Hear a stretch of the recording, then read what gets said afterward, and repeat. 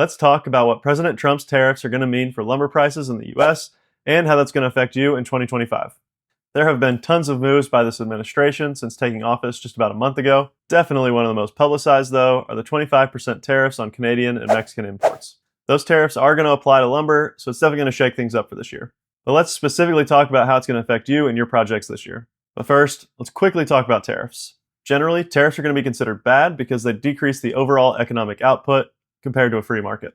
So exporters are making less money on the sale, and importers are paying more for the product.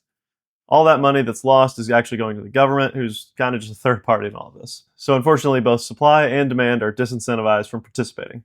While that's all true, it is possible to use them in a productive manner. If you do the tariffs right, you can actually protect the local suppliers in your own country from the imports coming in. So really, the biggest downside that we should all be able to agree on is that that extra money is going to the government. And with all the US aid stuff coming out the last few weeks, obviously they're not very responsible for what they're collecting. But I think producing Sesame Street in Iraq is something we could all get behind. So really, to analyze these effects, we need to know where the US lumber is actually sourced from. It turns out that the US imports about 30 to 35% of the lumber that's used domestically. By far, the largest source here is Canada, accounting for about 80% of those imports. Mexico accounts for a little bit of that other 20%, but really they're insignificant in comparison. So really, unless you're buying specialty wood directly from Mexico that they're kind of known for, like mesquite, there shouldn't be much effect on prices here. Sorry for those of you who barbecue a lot though, your mesquite prices might go up. But as far as woodworking, really we're just concerned with Canada here. So digging deeper on Canada, there's 3 categories they're importing. The first category, accounting for about 80% of these imports, are going to be softwood lumber. These are some of the lowest quality woods that are standard building materials in new construction. So we're talking about woods like spruce, pine, and fir, but also things like red cedar as well.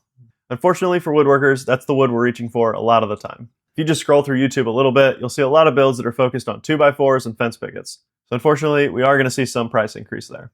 I was surprised to learn though, while I was researching this video, that Canadian softwood lumber already has about a 15% tariff, and this had recently been increased from 8% in August of 2024. This tariff was increased to protect the US softwood lumber producers from Canada dumping a bunch of extra lumber into the US market.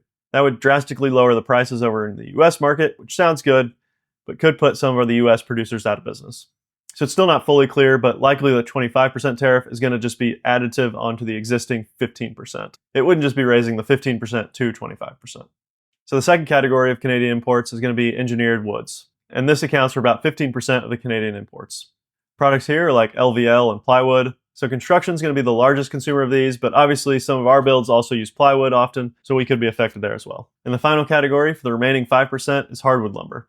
Luckily, the US produces most of this for ourselves, but some portion of our maple, birch, and poplar is coming from our friends up north. But since it's only 5%, we largely should be unaffected here as well. So what does this all mean? Basically, if you're using construction grade materials like 2x4s, fence pickets, and plywood, expect to see prices go up from these tariffs. And just doing some quick math on this, since Canada is supplying about 30% of our lumber, we should expect to see about a 7.5% price increase over the next year. That should be a worst case though, as we're assuming all the tariff money is going to be paid by the consumer. In reality, that cost is going to be split somewhat between the importer and the exporter. So for smaller woodworking operations, a 10% increase shouldn't be killing your margins too badly. For instance, cedar pickets are about $3 in my area, so even a 10% increase would bring that price to about $3.30. So really, unless you're buying huge amounts of lumber, there really shouldn't be that much of an effect on your business. That is, unless you're specifically using those specialty woods that we talked about earlier. So that's what's expected from the lumber market in the US for 2025. Make sure to subscribe to not miss out on more updates as we get more details. Or if you're looking for new project ideas to sell for your business, this is a good place to do that as well. And catch you next time.